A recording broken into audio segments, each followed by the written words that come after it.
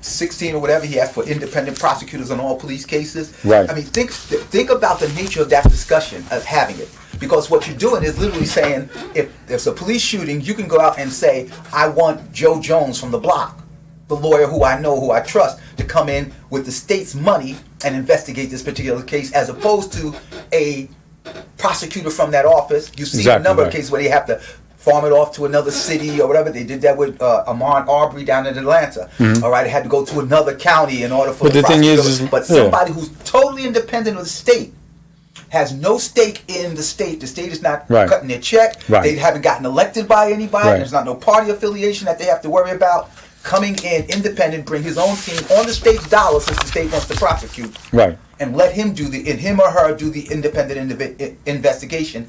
Puts it in a fair playing field. It puts it in the playing field of someone who is detached and disinterested from any political or social or community connection, except the idea of seeking justice. That's a discussion that absolutely has to be had. Yeah, because like you said, even if they go to another jurisdiction, all of them are in that same police union. All of them in the same union, so they're all connected. That's right. And they have it, and so that was one of the things he talked about, is that a police union, which is I mean, it's nationwide, and their job, they're responsible. All they do is just focus on clearing the guys, whether right or wrong. You saw that work in the Breonna Taylor, right?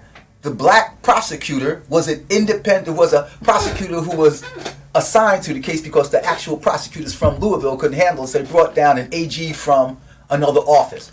He was supposed to be independent. And what did he do?